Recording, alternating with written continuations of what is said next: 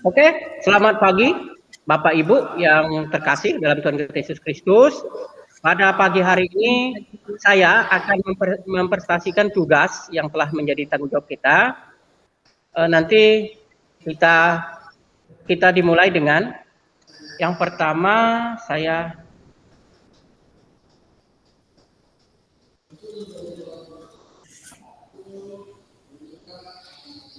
ini ya. Panduan fasilitatif pelaksanaan in-house training. Apakah materinya kelihatan, Bapak Ibu? Kelihatan, Ya, kelihatan. Kelihatan. Oke. Sebelum kita mulai presentasi, saya akan ice breaking dulu. Ya, ice breakingnya mudah. Ini membuat kita menjadi konsentrasi. Ya, Uceng lihat saya kan? Apakah Bu Uceng lihat saya? Lihat. Oke, lihat ya. Bu Epi lihat ya?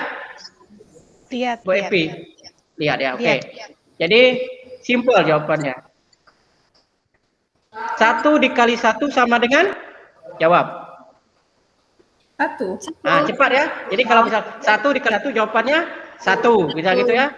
Ayo konsentrasinya masih kurang nih. Ayo Bapak Ibu semangat. Jadi 1 ditambah 1 sama dengan 2. Ah, bagus. 1. Ya, 1 ditambah 1 sama dengan 2. Ah, 2. Ya, bagus. Ya, bagus. 2 dikali 2 sama dengan 4. Ah, ada yang menjawab 2 segala macam. Oke, yaitu melatih konsentrasi kita ya. Jadi, sebelum kita memulai pelajaran atau memulai presentasi, mari Bu Uceng untuk memimpin kita dalam doa. Yuk. Ya, baik Bapak Ibu, selamat pagi. Sebelum kita memulai kegiatan pelatihan kita pada hari ini, marilah kita mengarahkan hati dan pikiran kita untuk berdoa. Doa akan saya pimpin secara Katolik, yang beragama lain menyesuaikan. Dalam nama Bapa, Putra, dan Roh Kudus. Amin. Selamat pagi Bapak, Putra, dan Roh Kudus. Kami mengucap syukur atas kebaikan Tuhan, sehingga pada hari ini kami bisa melaksanakan pelatihan ini. Mohon kiranya dampingan dan penyertaan Tuhan agar kegiatan kami ini bisa berjalan dengan lancar. Inilah doa-doa kami demi Kristus Tuhan, dalam nama Bapa, Putra, dan Roh Kudus. Amin. Ya, terima kasih Bu Uceng telah memimpin kita dalam doa. Selanjutnya, mengapa kita harus ada InHT ya?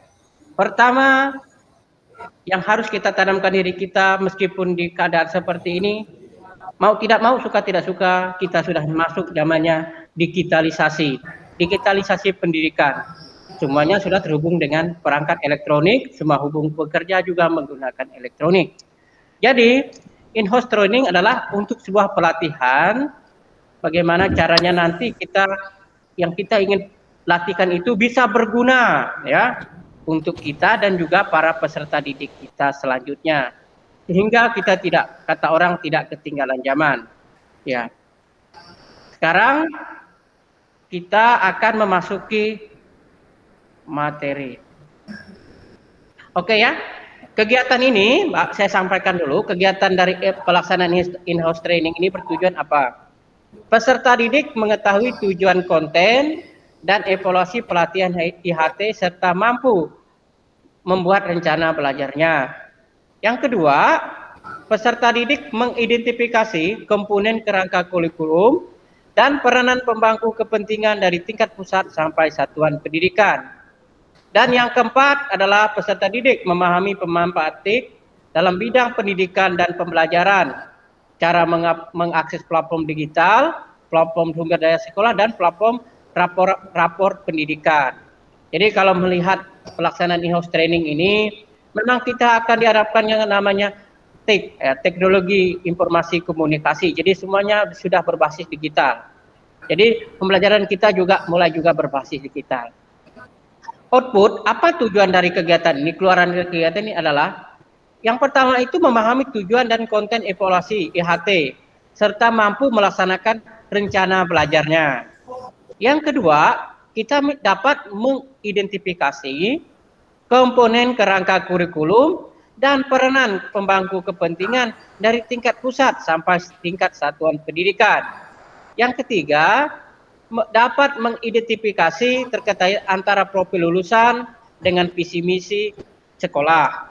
Yang keempat, memahami pemanfaat TIK dalam bidang pendidikan, pembelajaran, cara mengakses platform digital, platform sumber daya sekolah, dan platform rapor pendidikan. Alur sesinya ada 3, pembukaan itu 5 menit, presentasi materi dan tanya jawab 10 menit, dan penutup dan penguatan 5 menit. Di waktu yang 10 menit nanti saya akan menjelaskan materi dan juga kita akan melaksanakan tanya jawab. Saya harap peserta juga bisa memberikan feedback kepada saya. Dan juga begitu penutup dan penguatan bagaimana sih setelah kita in-house training ini. Ya, jumlah peserta kita ada 4 orang, ya. Dan inilah durasi yang akan saya sampaikan. Oke, sekarang kita langsung ke materi. Materinya lihat yang, halo Bapak Ibu, lihat enggak materinya? Halo? Halo? Lihat Pak. Lihat ya, yang ini, yang apa namanya? PowerPoint-nya dilihat enggak? Lihat. Oke, lihat ya. Oke, sip. Lanjut kalau gitu. Oke, pelaksanaan in-house training. Ya, pematerinya adalah Franciscus Martono Ardi, SPD. Ya. Oke, warnanya ungu karena saya menyesuaikan dengan audiens saya yang perempuan semua, karena ungu itu cantik warnanya, kan seperti itu ya. Nanti semuanya bertema ungu.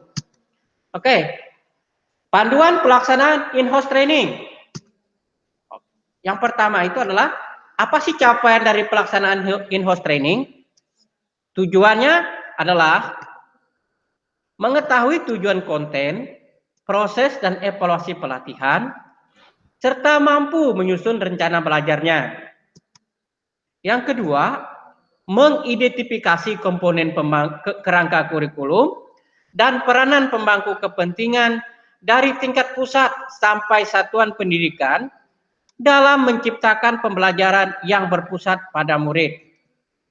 Yang ketiga, mengidentifikasi rasional, tujuan dan elemen pencapaian pembelajaran pada berbagai mata pelajaran yang diampu, mengaitkan peranan capaian pembelajaran sesuai dengan tingkat pencapaian siswa, seperti kebutuhan, kecepatan, dan gaya belajar sesuai dengan fase perkembangan anak. Masih ya, tujuan yang keempat adalah mengidentifikasi keterkaitan antara profil lulusan dengan visi misi sekolah, program dan pembelajaran di kelas, menginvestigasi sumber daya dan tantangan wilayahnya untuk merancang proyek penguatan profil pelajar Pancasila pada satuan pendidikan. Yang kelima, memahami prinsip penyusunan alur tujuan pembelajaran atau ATP dan modul ajar untuk mendampingi guru dalam pengembangan ATP dan modul ajar serta sumber belajar yang dibutuhkan untuk mendukung penerapannya.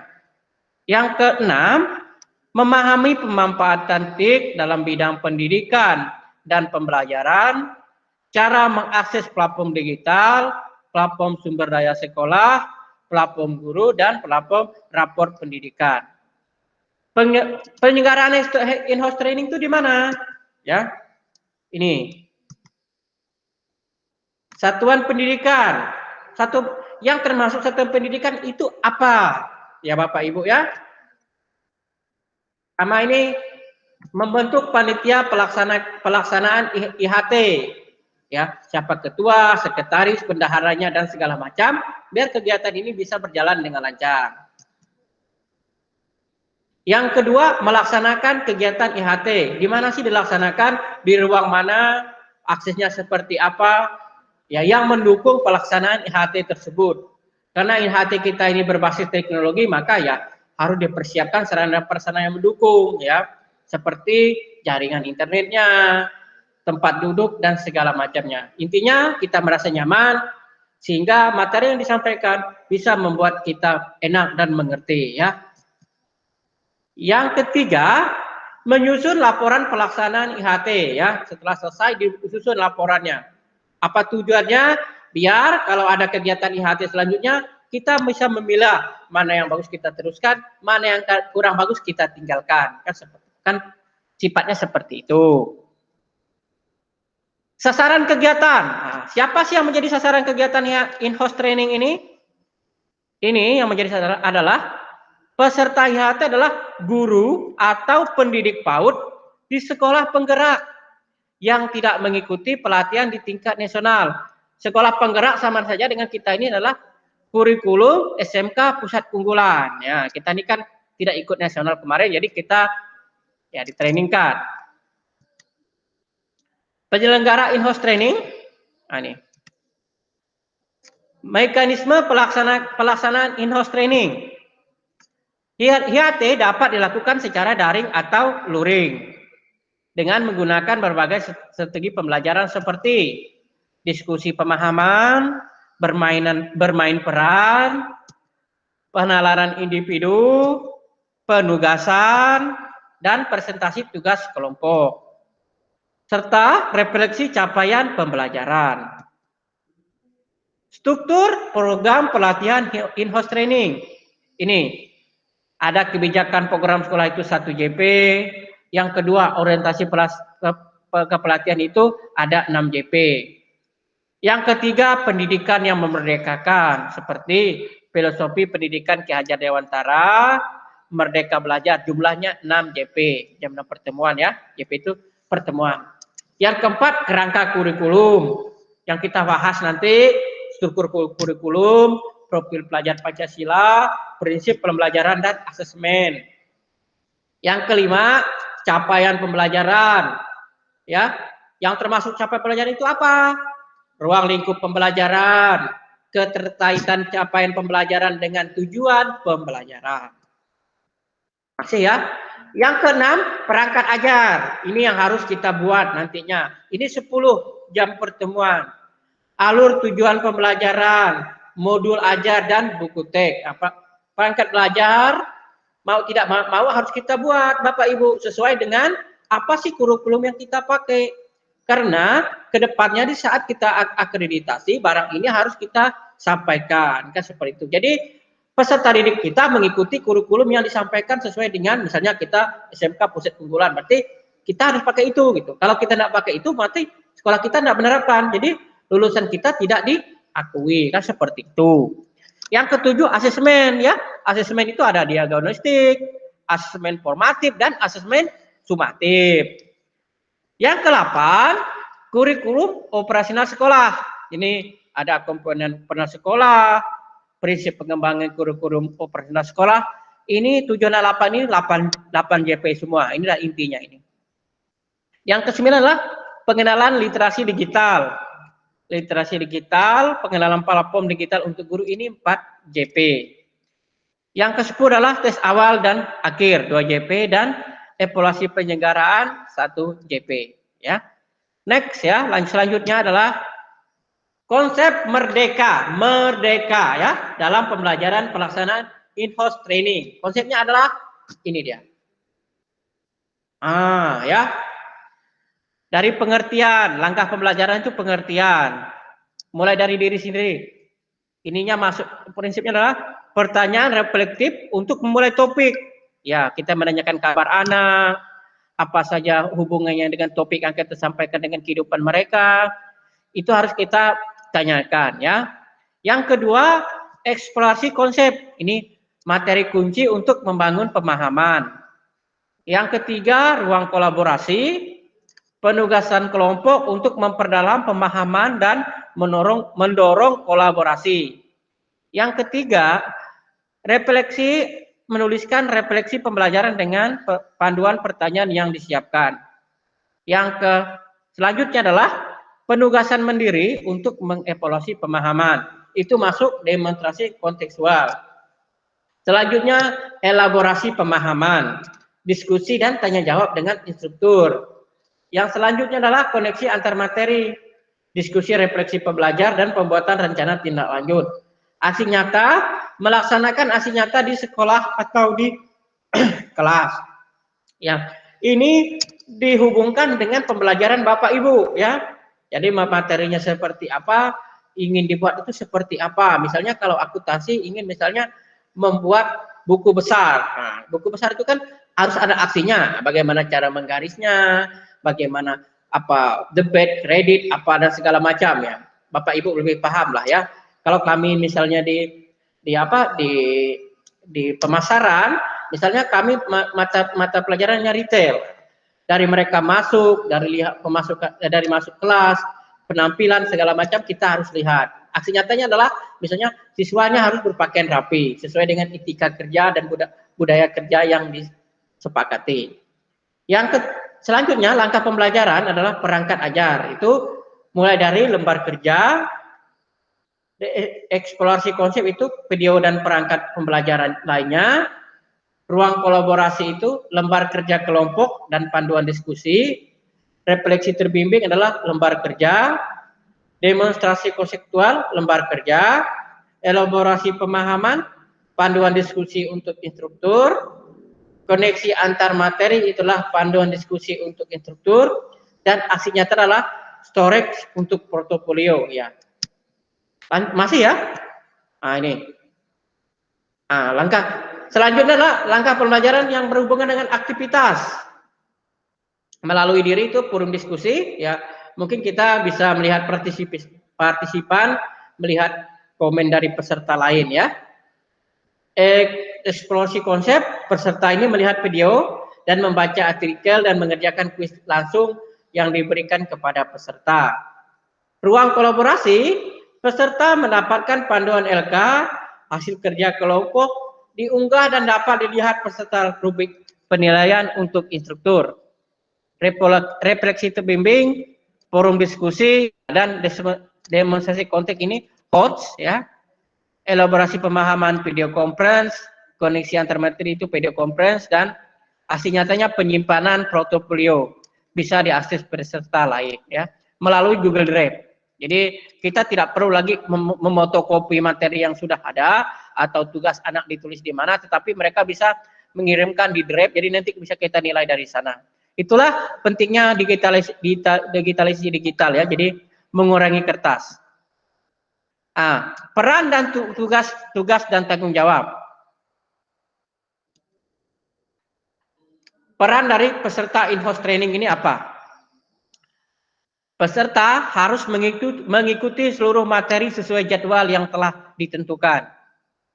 Karena ketinggalan satu materi bisa saja nanti mengubah segalanya ya. Yang kedua, melaksanakan pembelajaran secara aktif dan kolaboratif. Ketiga, mengerjakan tes awal dan tes akhir. Keempat, menyelesaikan dan mengumpulkan seluruh tugas dan tagihan. 5A, mengisi instrumen evaluasi pengajar dan pelaksanaan IHT. Penyelenggaraan, ini. Penyelenggaraannya standar jumlah peserta ini adalah jumlah pengajarnya sesuai dengan jumlah kepala satuan pendidikan, guru pendidik PAUD, dan pengawas pendidik yang menjadi komite pembelajaran di masing-masing satuan pendidikannya. Seperti kita ini ya. Kepanitiaan, panitia dibentuk, IHT dibentuk oleh kepala sekolah. Bahan pembelajaran, ini adalah modul atau materi pelatihan implementasi pembelajaran bagi guru dan pendidik PAUD. Yang B adalah bahan tayang, yang C adalah format penilaian. Alat pembelajarannya adalah laptop, audio system, peralatan lain yang mendukung proses pembelajaran. Media seperti LCD proyektor, whiteboard, flipchart, kertas pleno, dan media pembelajaran lainnya. Terima kasih, itu saja yang bisa saya sampaikan. Saya ada yang ingin ditanyakan dan harus ada yang mengomentari ini materi ini. Silakan, 1 atau 2 orang silakan. Oke? Silakan, ada yang ingin mengomentari presentasinya atau bertanya, silakan. Saya kasih waktu 2 menit, satu terlanjut lagi karena saya udah lebih nih. Yuk, 1 orang saja. Elna, bertanya biar, silakan bertanya.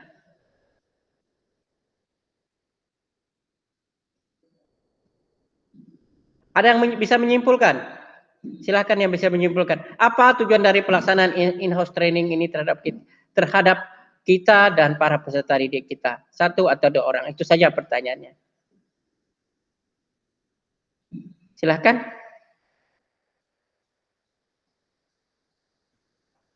Halo. Silakan dijawab. Epi, silakan Pi. Kalau mau jawab silakan. Oke, terima kasih Pak Mar untuk kesempatannya. Kalau dari saya sendiri menyimpulkan ya berarti IHT ini, in-house training ini pelatihan untuk guru-guru yang memang khusus juga untuk kurikulum baru ya, terutama karena kan kita semakin kesini semakin menggunakan digitalisasi lah terutama kan. Jadi memang dari semua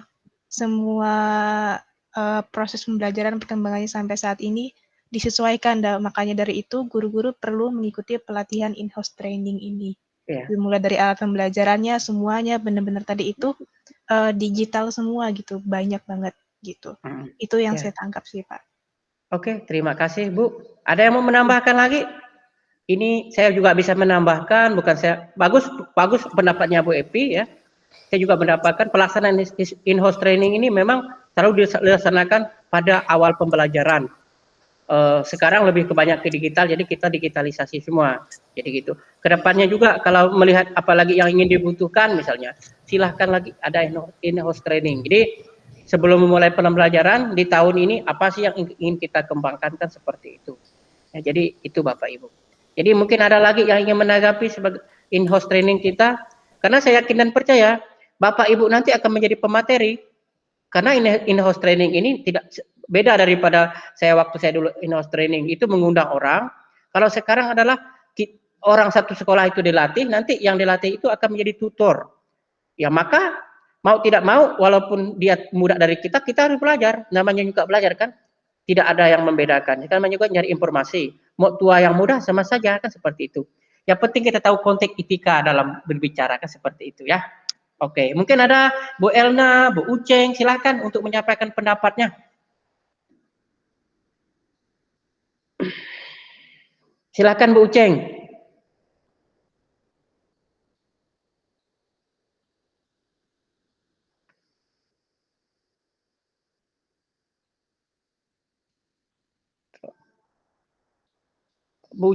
Bu Uceng.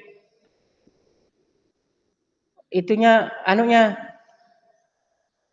Kan ini, maaf. Dah. Tadi moodnya. Dah, silakan Bu Uceng. Ya, tadi ini mikrofonnya saya matikan. Maaf, Pak Mar. Ya. Ya.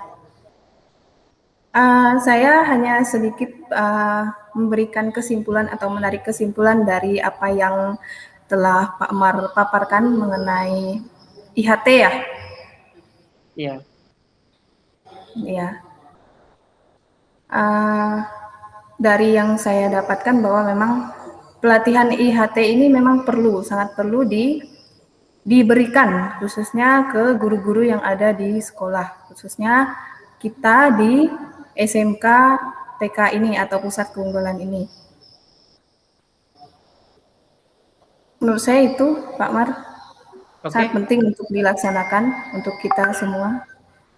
Oke. Bapak Ibu cukup ya. Terima kasih. Mungkin cukup itu penjelasan saya. Terima kasih telah mengikuti ini ya. Jadi setelah ini kita akan ke sesi yang selanjutnya. Ya, jadi selamat pagi ya, selamat beraktivitas. Tuhan memberkati. Saya tutup dulu Bapak Ibu ya. Oke.